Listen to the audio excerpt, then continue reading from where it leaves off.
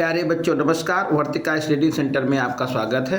आप जुड़ चुके हैं राकेश कुमार के साथ। आज आप लोगों के लिए हम लेकर के आए हैं कक्षा 11 भौतिक विज्ञान में सदिश विश्लेषण और प्रक्षेप गति के आंकिक प्रश्न एनसीईआरटी बेस्ड आंकिक प्रश्नों का संग्रह हम लेकर के आए हैं और इसमें आज हम शुरुआत करते हैं पहले प्रश्न से। तो यदि दो वेक्टर ए वेक्टर बराबर 3i प्लस 2j प्लस के तथा बी वेक्टर बराबर 5i माइनस 5j प्लस के हो तो A vector dot B vector और ए वेक्टर क्रॉस बी वेक्टर का मान बताइए। तो देखिए यहाँ पर ए वेक्टर का मान कितना दिया हुआ है। ए वेक्टर बराबर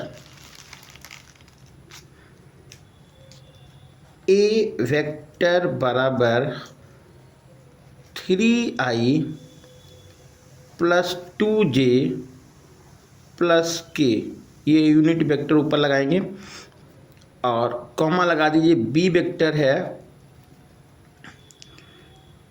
5i माइनस 5j प्लस के।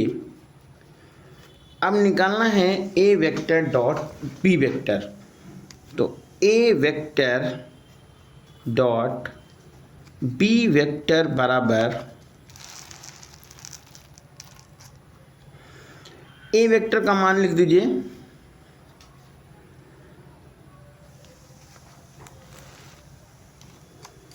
ये हो जाएगा 3i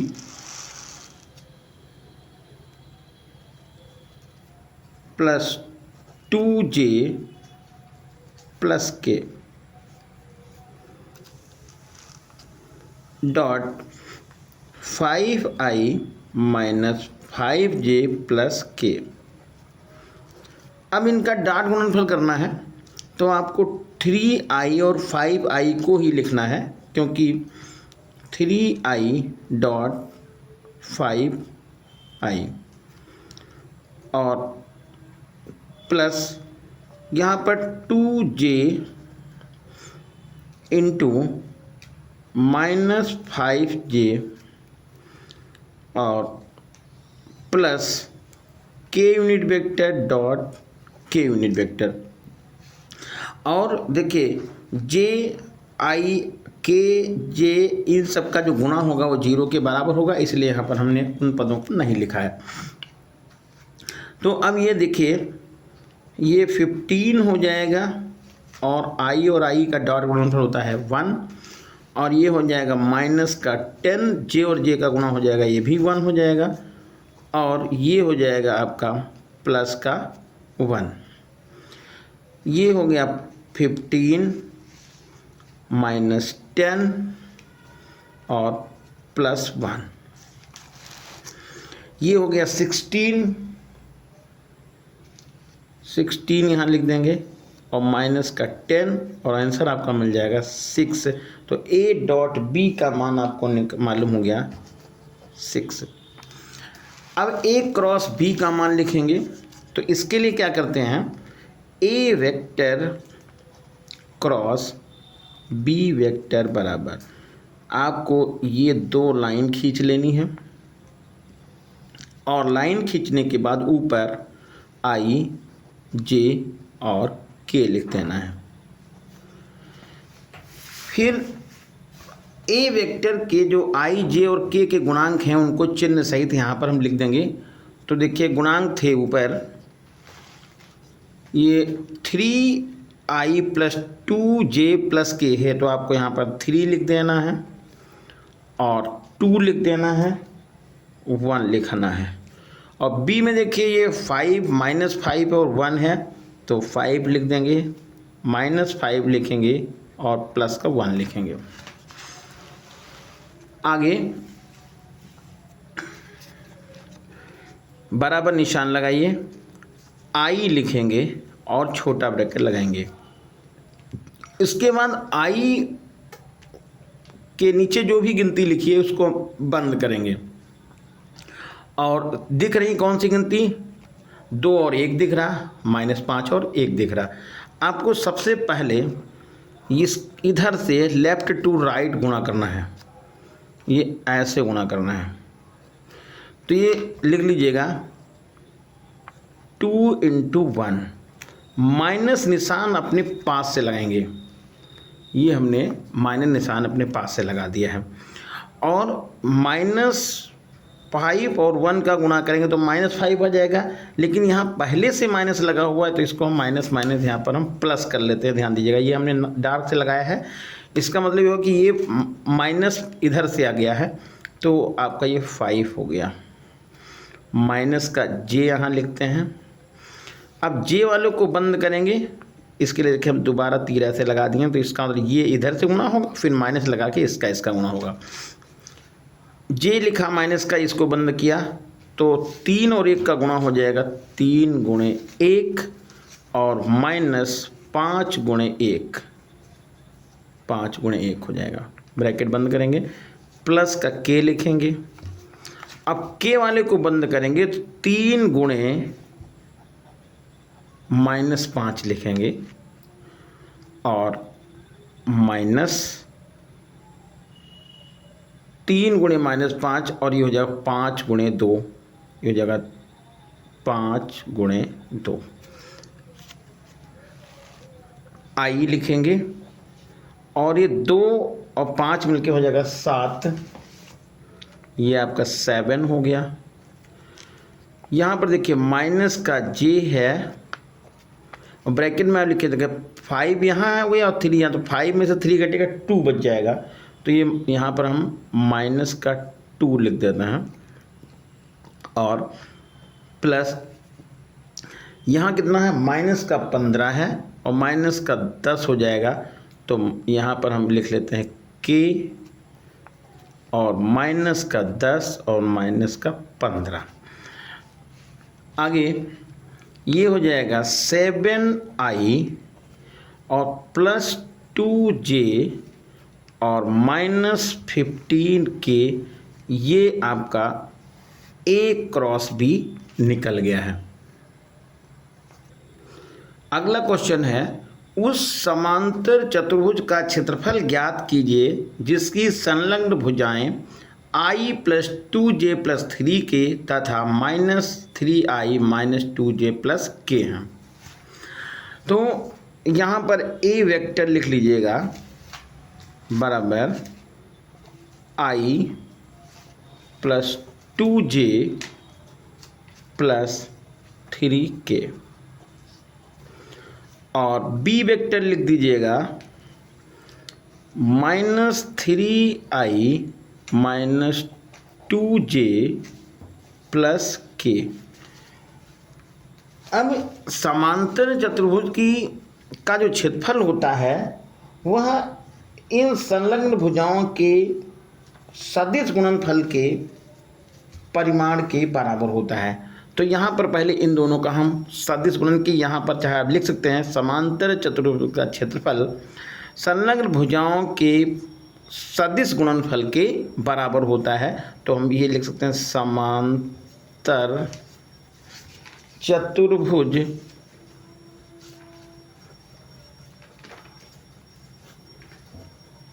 का क्षेत्रफल बराबर होगा ए वेक्टर क्रॉस बी वेक्टर का मैग्नीट्यूड यानी कि परिमाण। तो सबसे पहले तो ये करना है आपको ए वेक्टर क्रॉस बी वेक्टर निकालना है। तो जैसा कि अभी एक सवाल लगाए थे बिल्कुल उसी तरह से आपको ये 2 लाइन खींच लेनी है। ऊपर आई, फिर स्पेस दे के जे, फिर स्पेस दे के के लिख लेते हैं। यहाँ पर i का गुणांक 1 हो जाएगा, इसका गुणांक 2 हो जाएगा, इसका गुणांक 3 हो जाएगा। i का 1, j का 2, k का 3।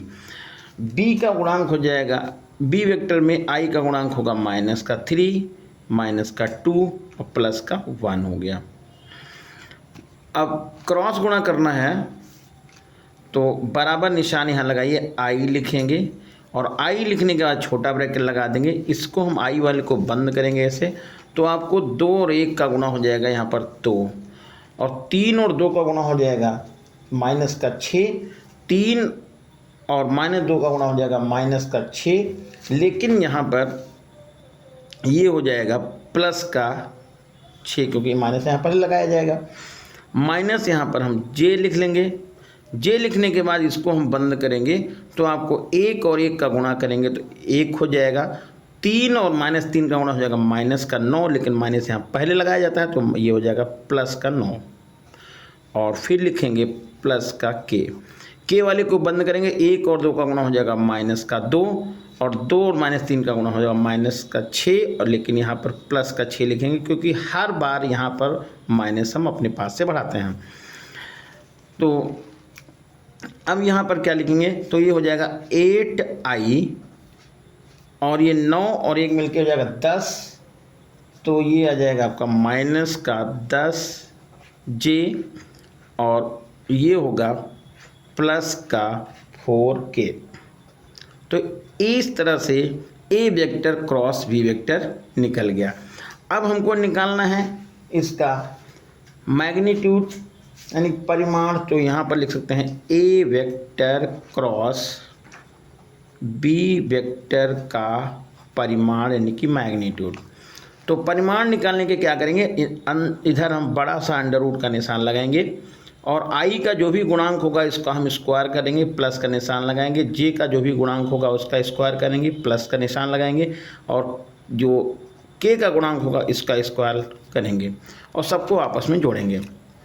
तो इस तरह से ये आ जाएगा आपका 64, ये हो जाएगा 10, और ये होगा 16।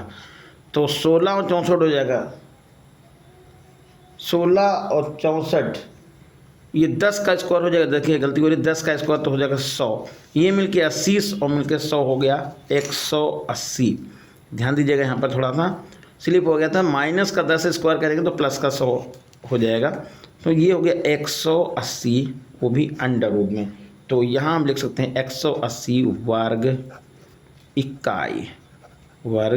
इकाई, ये हो गया समांतर चतुर्भुज का क्षेत्रफल। आइए अब अगला प्रश्न देखते हैं।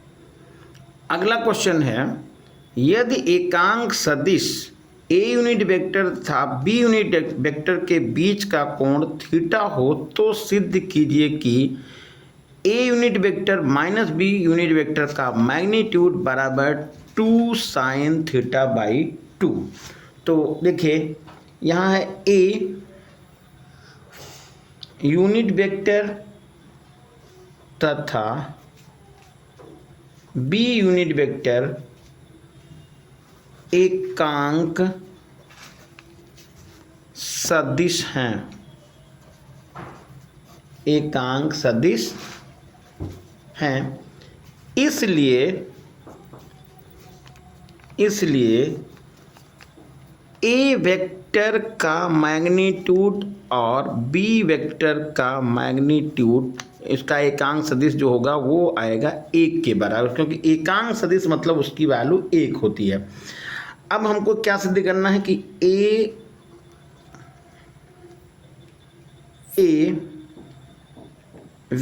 Unit vector minus B unit vector का मॉड बराबर, यहाँ पर अंडर रूट का निशान लगा देंगे,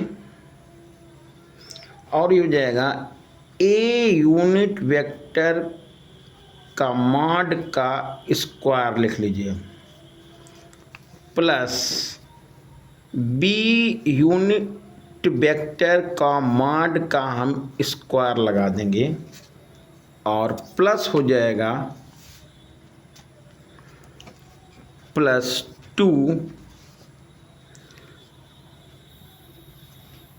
देखिए यहाँ माइनस लगा है तो आपको ध्यान रखना ये यहाँ माइनस लगाना पड़ेगा, ये ए यूनिट वेक्टर का square plus B unit vector का स्क्वायर, और यहाँ पर ये माइनस हो जाएगा, और 2a यूनिट वेक्टर का मॉड, और ये होगा b यूनिट वेक्टर का मॉड इनटू cos थीटा। तो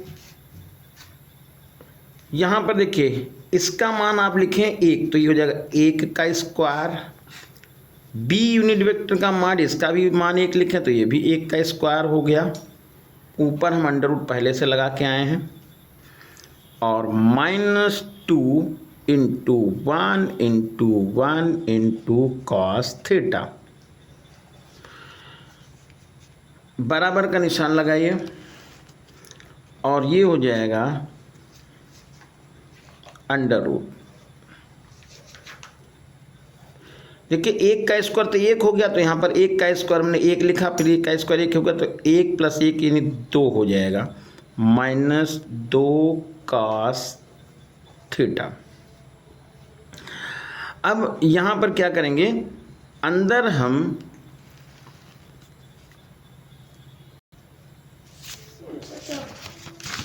क्या अभी का क्या बनाओगे।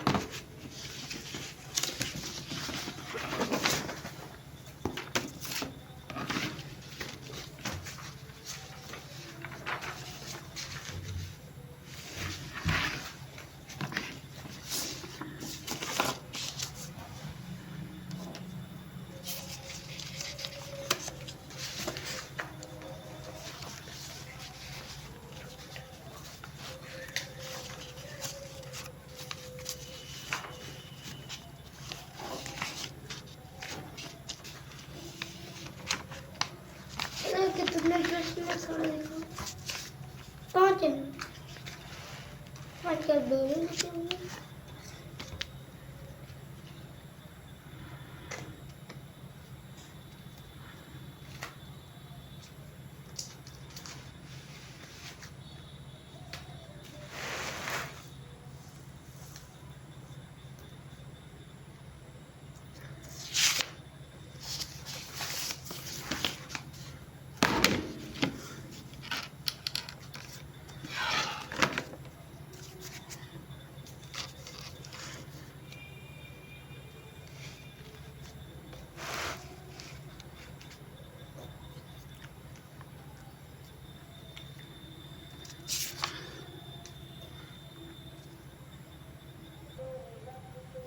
हाँ देखिए इसमें क्या करेंगे, 2 हमने कॉमन ले लिया है, तो ये हो जाएगा 2 कॉमन लिया तो कितना हो गया, 2 - 2 कॉमन ले लिया तो 1 - cos थीटा हो गया है। अब cos 2 थीटा के 3 फार्मूले आपको पहले से पता है, 2 cos स्क्वायर थीटा -1 और 1 - 2 sin स्क्वायर थीटा। अब इसमें हम ये फार्मूला फिट करेंगे, तो cos, क्योंकि हमको सिद्ध करना था sin स्क्वायर थीटा बाई 2 यानी sin थीटा बाई 2 सिद्ध करना है, तो यहाँ पर हम ये लिख देते हैं cos थीटा बराबर 1 - 2 sin स्क्वायर थीटा बाई 2। क्योंकि यहाँ पर 2 थीटा था तो आप थीटा लिखें, यहाँ पर थीटा है तो थीटा बाई 2 लिख देंगे। अब इसी में मान डाल देंगे, तो ये हो जाएगा आपका 2 ब्रैकेट में 1 - अब देखिए यहाँ पर माइनस लगा तो आप इसको ये इस फार्मूला इसकी जगह cos थीटा की जगह पर लिखना है, तो यहाँ लिख देंगे -1 और ये हो जाएगा +2 sin स्क्वायर थीटा बाई 2, ऐसे हो गया। अब देखिए 1 तो कट गया, अब बचा कितना, ये बचा आपके पास 2 × 2 sin स्क्वायर थीटा बाई 2। अब वर्गमूल ले लीजिए, तो इसका वर्गमूल क्या हो जाएगा, ये 2 का और 2 का वर्गमूल तो 4 हो गया, 4 यहाँ 2 × 4 हो गया, तो यहाँ पर हमें 4 लिख देते हैं और आएगा sin square theta by 2। Under root का जब निशान हटाएंगे तो ये हो जाएगा 2 और sin स्क्वायर का हो जाएगा थीटा बाई 2, और यही आपको सिद्ध करना था 2 sin थीटा बाई 2। तो इस तरह से ये सवाल भी हल हो गया है और शायद ये समझ में भी आ गया होगा। चलिए अगले क्वेश्चन की तरफ चलते हैं। अगला क्वेश्चन, ये इम्पॉर्टेंट क्वेश्चन बहुत है।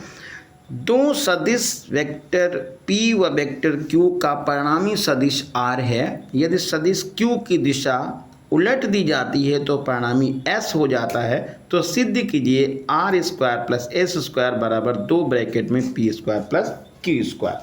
देखिए यहाँ पर ये लिखा है कि दो वेक्टर P और Q का परिणामी R है, तो सबसे पहले यहाँ लिख लेते हैं R वेक्टर बराबर P vector plus Q vector. इसको हम चाहे समीकरण नंबर 1 लिख दें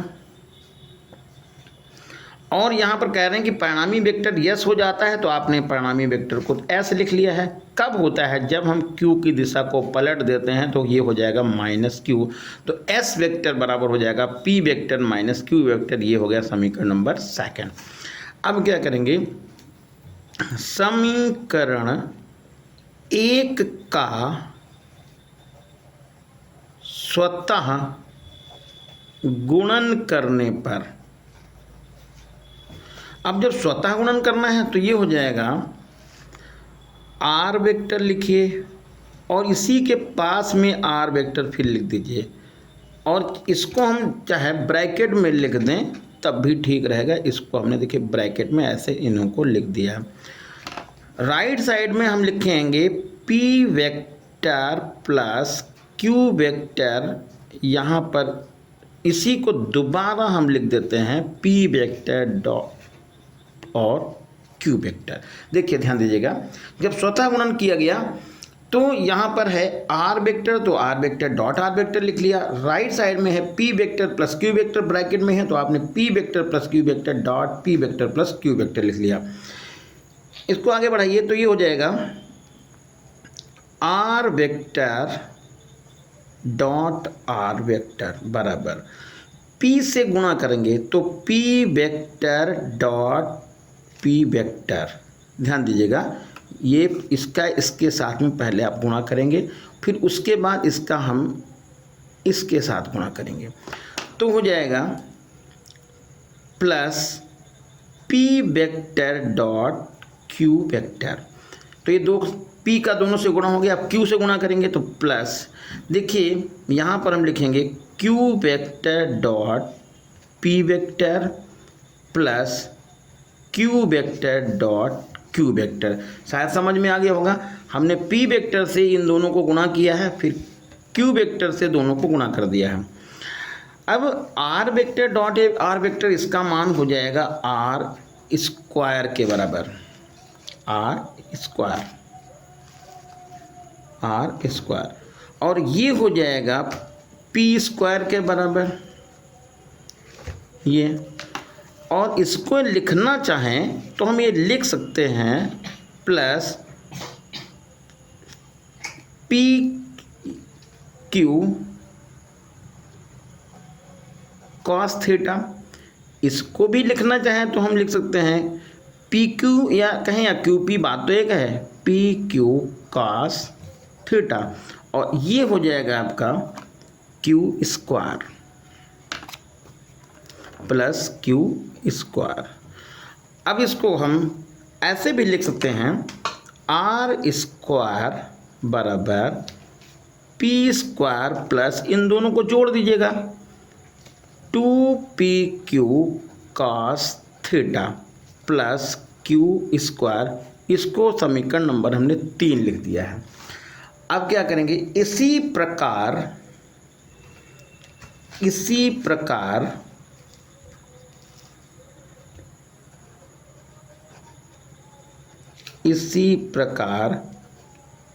समीकरण 2 का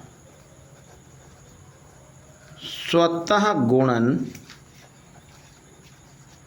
करने पर, अब समीकरण 2 का स्वतः गुणन करेंगे तो देखिए यहाँ पर यस है तो ये एस स्क्वायर हो जाएगा। लिखना चाहे तो आप ऐसे कर सकते हैं, नहीं तो हम ऐसे ही छोड़ देंगे। यहाँ पर एस स्क्वायर हो गया, पी था तो आपका ये पी स्क्वायर हो गया, और यहाँ माइनस लगा है तो ये हो जाएगा माइनस 2pq cos थीटा, और प्लस लिखेंगे कितना, क्यू स्क्वायर। तो ये निकल गया आर एस स्क्वायर बराबर P square minus 2pq cos theta plus Q square. ये समीकरण हो गई हमारी 4th। अब समीकरण 3rd और 4th को जोड़ने पर, समीकरण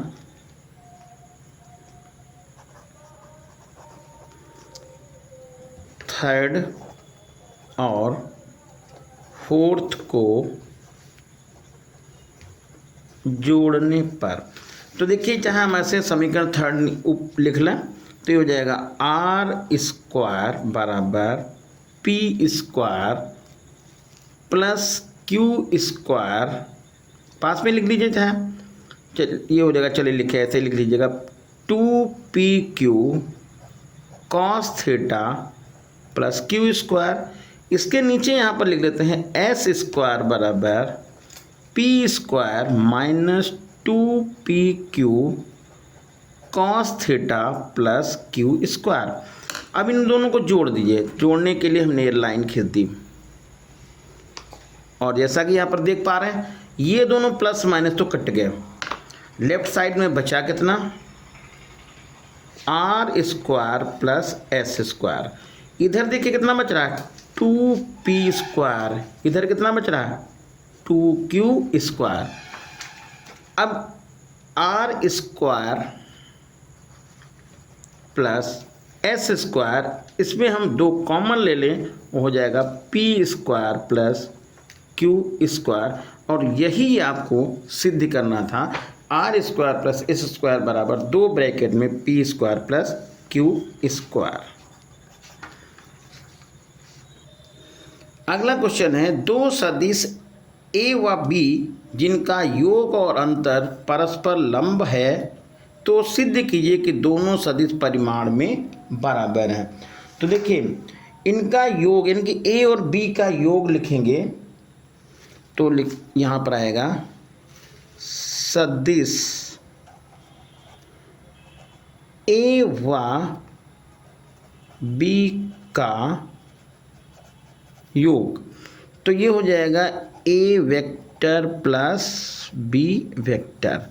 सदिश ए वेक्टर व बी वेक्टर का अंतर तो हो जाएगा ए वेक्टर माइनस बी वेक्टर।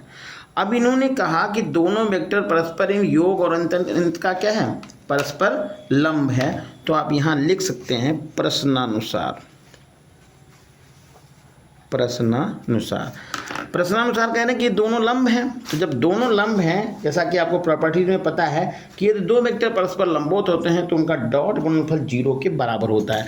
तो यहाँ हम लिख देते हैं A vector plus B vector और डॉट का निशान लगाएंगे, A vector minus B vector is equal to 0। अब इसको खोल दीजिए। ए से खोलेंगे तो A vector dot A vector minus A vector dot B vector plus B vector dot A vector और minus B vector dot B vector is equal to 0। देखिए ए से पहले हम दोनों को गुणा किए हैं, फिर बी वेक्टर से दोनों को गुणा करके हमने यहाँ पर लिख लिया है। जैसा कि यहाँ पर देख पा रहे हैं हम इसको लिख सकते हैं ए स्क्वायर, ये लिख दिया ए स्क्वायर। इतने को हम लिख सकते हैं minus A B cos theta, ये हो गया minus A B cos theta. और इसको लिख लिया है प्लस ए बी कहें या बी ए कहें, बात एक ही है, कॉस थीटा। और ये हो जाएगा minus B square is equal to 0। ये दोनों तो कट गए। अब बचा कितना, A square minus B square बराबर हो गया 0। A square minus B square बराबर 0। तो ये लिख सकते हैं ए स्क्वायर बराबर बी स्क्वायर। तो हम ये कह सकते हैं ए बराबर प्लस माइनस बी कि दोनों वेक्टर परिमाण में क्या होंगे, बराबर होंगे। ए वेक्टर बराबर प्लस माइनस बी वेक्टर। अगला क्वेश्चन दिया हुआ है, सिद्ध कीजिए कि सदिश vector A 4i minus J plus 2k तथा vector B i unit vector plus 2j minus K परस्पर लंबवत हैं। तो देखिए यहाँ पर लंब होने के लिए शर्त होती है, लिख देंगे लंब होने के लिए शर्त, यानी दो वेक्टरों की लंब होने की शर्त क्या है, ए वेक्टर डॉट बी वेक्टर बराबर 0, ये शर्त होती है। तो हम यहाँ पर क्या करेंगे, हम यहाँ पर लिखेंगे A vector dot B vector का मान निकालेंगे। मान लिखेंगे, यहाँ पर आएगा 4i minus J plus 2k और डॉट का निशान लगाएंगे i plus 2j minus k। अब इनका डॉट गुणनफल करिए तो देखिए इसमें हम सिर्फ इसका और इसका पहले गुणा करेंगे तो ये हो जाएगा 4i डॉट i और यहाँ पर हो जाएगा माइनस जे डॉट 2j और इसको लिखेंगे प्लस 2k डॉट और माइनस के यहाँ पर हम लिख देते हैं। ये बात थोड़ी ध्यान रखनी है। अब i और i डॉट का गुणा तो 1 आ जाएगा, आपको यहाँ पर लिख देना है ये 4 और ये गुणा हो जाएगा माइनस का 2 और यहाँ पर देखिए k और k का गुणा तो 1 हो गया और ये 2 और ये गुणा हो जाएगा तो माइनस का ये 2 आएगा, जैसा कि आप यहाँ पर देख पा रहे हैं। फिर से देख लीजिएगा, ये i और i का जो गुणा होगा 1 हो जाएगा तो 4 गुणे 1 ये 4 हो जाएगा और j को गुणा 1 होगा और आपको यहाँ पर 2 लिखना था, 2 से गुणा करेंगे तो ये 2 हो जाएगा और यहाँ पर k और k का गुणा 1 होगा लेकिन माइनस लगा है तो माइनस 1 हो जाएगा, 2 से गुणा करेंगे तो माइनस 2 हो जाएगा। ये आएगा माइनस 4, ये प्लस 4, दोनों कट के कितना हो गया 0 हो गया और ये शर्त पूरी हो गई, इसलिए दोनों वेक्टर कैसे हो गए लंबवत हो गए। नहीं आगे लगाना भी है तो इसको ऐसे भी कर सकते थे, ए वेक्टर डॉट बी वेक्टर बराबर होता है ए बी कॉस थीटा। ठीक है, अब ये एक तुम्हारा कितना हो गया, ए वेक्टर डॉट बी वेक्टर का मान कितना आ गया 0 आ गया तो कॉस थीटा बराबर हो जाएगा 0, तो कॉस 0 का मान होता है 90 का, ये 0 मान 90 का होता है तो कॉस 90 आपका हो जाएगा 0, इसलिए थीटा की वैल्यू कितनी हो जाएगी 90 अंश हो जाएगी। जैसा कि यहाँ भी आपका सिद्ध हो गया है कि दो वेक्टर लंबवत हैं तो उनकी शर्त यही होती है कि ए वेक्टर डॉट बी वेक्टर किसके बराबर होता है 0 के बराबर होता है। अगला क्वेश्चन है, सिद्ध कीजिए A vector dot B vector का whole of square plus A vector cross B vector का होल ऑफ स्क्वायर बराबर होता है ए स्क्वायर बी स्क्वायर। जैसा कि आपको पता है कि ए वेक्टर यहाँ पर लिखेंगे A vector dot B vector का whole of square plus A vector cross B vector का होल ऑफ स्क्वायर, ये हो गया हमारा लेफ्ट साइड। अब आगे हम क्या करेंगे यहाँ पे, जैसे कि आपको पता है ए वेक्टर डॉट बी वेक्टर होता है ए बी कॉस थीटा, इसका होल ऑफ स्क्वायर लगा दीजिए, और ए वेक्टर क्रॉस बी वेक्टर होता है ए बी साइन थीटा, इसका भी होल ऑफ स्क्वायर लगा दीजिए। तो ये हो जाएगा A square B square A square B square cos square theta plus A square B square sine square theta. अब इसमें देखिए ए स्क्वायर बी स्क्वायर तो दोनों में कॉमन जा रहा, तो आप यहाँ पर लिख लीजिएगा ए स्क्वायर बी स्क्वायर तो कॉमन हो गया, अंदर कितना बचा, ये अंदर हो जाएगा cos square theta plus sine square theta. जैसा कि आपको पता है कि ये cos square theta plus sine square theta या sine square theta plus cos square theta 1 के बराबर होता है, तो ये आ जाएगा आपका ए स्क्वायर बी स्क्वायर, और यही आपको यहाँ पर राइट साइड में सिद्ध करना था और ये हो गया आपका प्रूफ।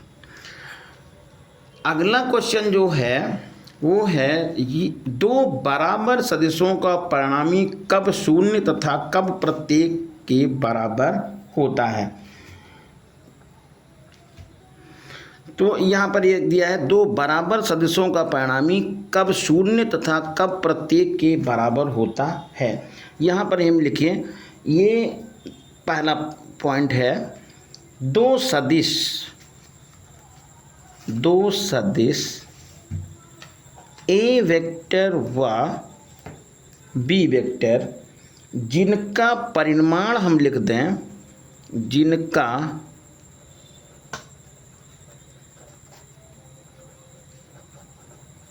परिमाण ये हम a मान लें, इनकी a वेक्टर का मैग्नीट्यूड ऐसे भी लिख सकते हैं कि a वेक्टर का मैग्नीट्यूड और b वेक्टर का मैग्नीट्यूड इसको हम a के बराबर मान लिए हैं।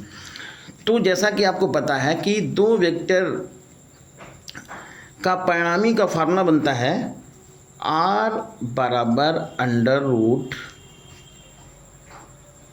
यहाँ पर a है तो अब लिख सकते हैं a square plus B square plus 2ab cos theta.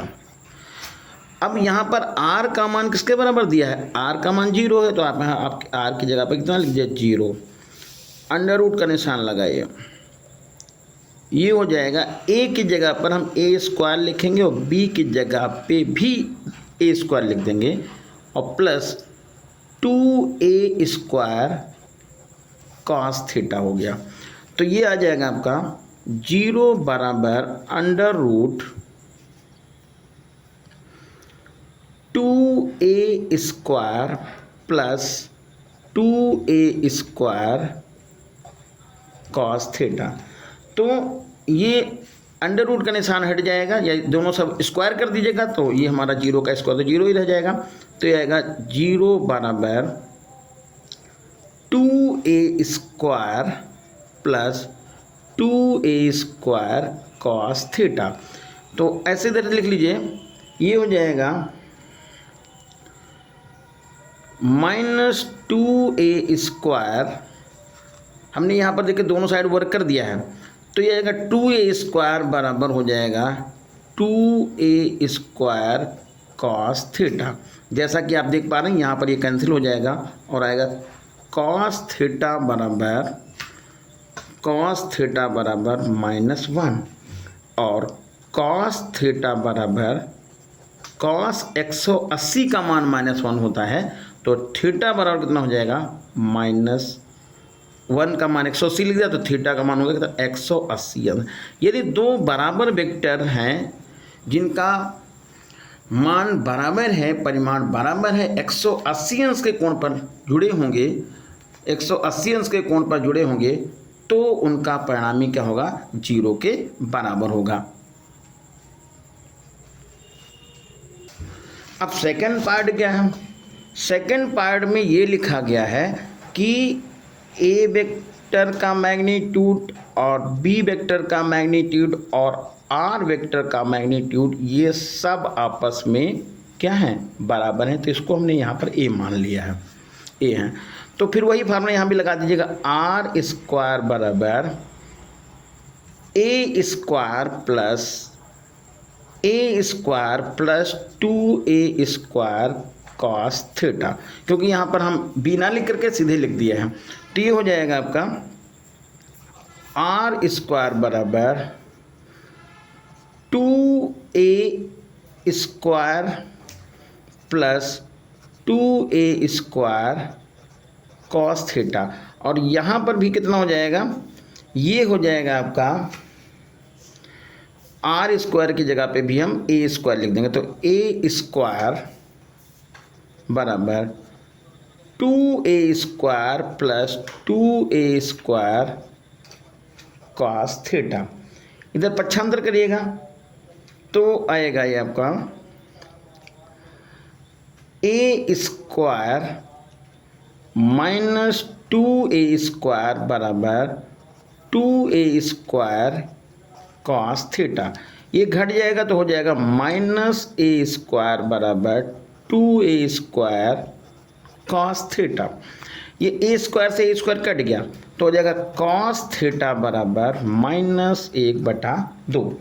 अब यदि यहाँ पर हम cos थीटा बराबर थीटा की वैल्यू, यहाँ पर 1/2 मान होता है cos 120 का, तो यहाँ लिख सकते हैं cos 120 अंश, क्योंकि cos 120 का मान -1/2 होता है, तो थीटा बराबर कितना हो जाएगा 120 अंश। तो यदि दो बराबर वेक्टर हैं जिनको हम 120 अंश के कोण पर जोड़ेंगे तो उनका परिणामी भी उसी बराबर वेक्टर के परिमाण के बराबर हो जाएगा। तो इस तरह से ये भी आपको सिद्ध कर दिया गया है। तो ये था आज का सेशन। कैसा लगा आप लोग कमेंट करके बताइएगा। प्लीज़ चैनल को शेयर कीजिएगा, सब्सक्राइब कीजिएगा। सब्सक्राइब करना है। धन्यवाद। ओके।